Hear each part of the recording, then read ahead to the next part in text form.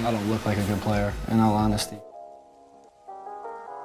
It's really about the stuff I do on the floor, not what I look like. 5 guys walk on the court, the worst defender going like, okay, who am I going to get? And Nico, here he comes out, he's white as a ghost, he's got red hair, he's got green tights on, he wants to look different, and the kid goes, I got him. He led his high school team to back-to-back state championships. He had middle school mixtapes that got hundreds of thousands of views. And at this moment, the 18-year-old Red Mamba, Nico Mannion, leads the undefeated Arizona Wildcats. Sometimes there's athletes that you can't quite put your finger on. They're elusive, they're efficient, and they're crafty. They don't quite make sense to their opponents. And because all of this, there's a tendency for fans to gravitate towards those players. As Nico puts up some very impressive numbers, he proves that not only is he capable of leading one of the best college teams in the country, but he's qualified to compete with the best in the world in the NBA. This past week, Nico goes as high as 5th overall in the 2020 NBA mock draft. It's hardly worth mentioning, Nico Mannion is no one to sleep on. He'll be a top draft pick next year, and potentially a household name by March. So in this video, I'll attempt to crack the code and what it is that makes Nico so damn good and interesting. To start this video, let's begin with his personality.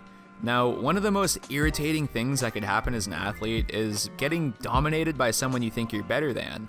And not only that, but when said player has an element of smugness about him. Well, that's when fights tend to break out. But here's the twist. I don't think Nico is smug or cocky in the slightest. As a matter of fact, I think he's the complete opposite. He seems cool, confident, and rather unbothered in heated moments. But of course, it's not hard to see how this can easily be confused for an element of arrogance. But they come from two totally different places. And we know this to be true by how Nico handles situations when he has every right to celebrate in an inflammatory way. Whether it be after dunking on someone, or after hitting a game winner.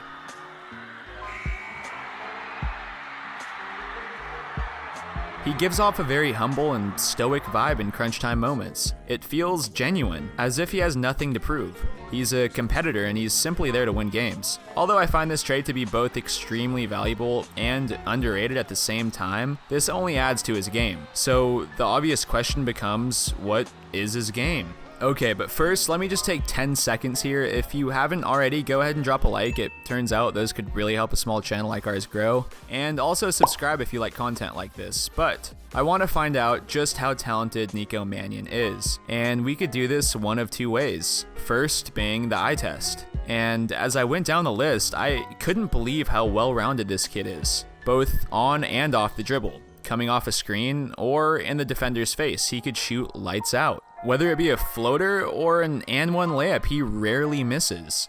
He's as quick as anybody on the court and has handles to match. Of course, the combination of these two and the fact that he's not afraid to attack the rim make him very difficult to guard. His basketball IQ is also on another level. He's very unselfish and knows how to create. In this possession, you could really just kind of see how aware Nico is of everyone's position on the court, and he acts accordingly. So here he gets the ball, executes the pick and roll perfectly, gets it right back, there's nothing there, and instantly to the corner for the easy 3.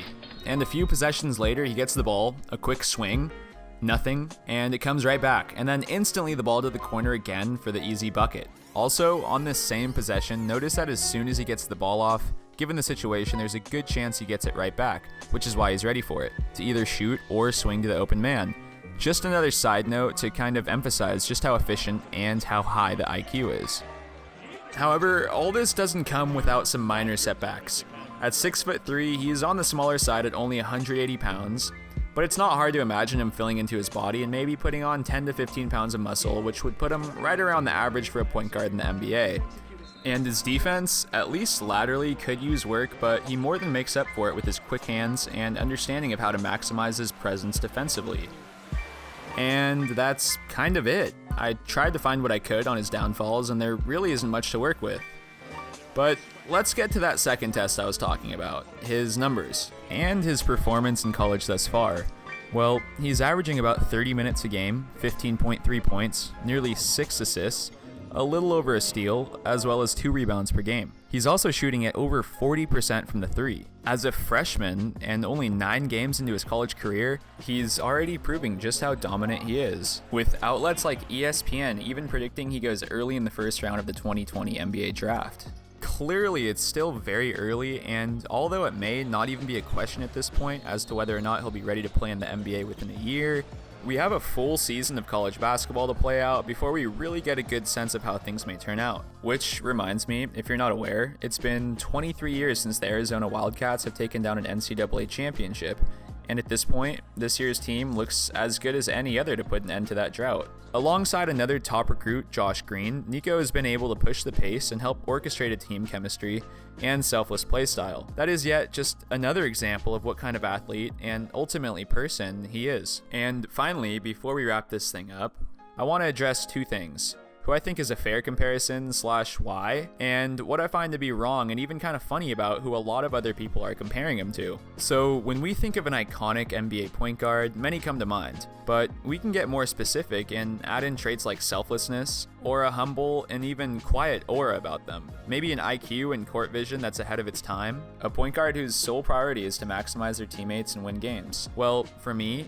Tony Parker and Steve Nash come to mind, and it goes further than their similar prerogative. If you look at Steve Nash and his silky refined shot, his court awareness, or Tony Parker and his ability to make passes and plays you couldn't even find if you could pause the game you're watching. Well, Nico Mannion has that potential. He's a player that could fill that role. And I don't mean to discount the excellence of NBA legends by throwing around such a bold comparison, but rather because I genuinely feel Nico has that spark and charisma about him, or at the very least he's capable of generating it.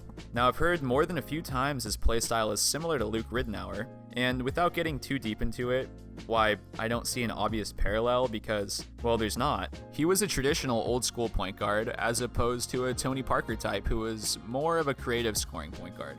I'll let you do the math and you could tell me why it's likely that comparison has been so popular. It's something Nico has brought up many times. I started the video with it, and this video simply wouldn't feel complete without at least addressing the fact that Nico looks different than your average college basketball player, and for that reason, people are more inclined to take notice. As a matter of fact, it might be the reason you clicked on this video.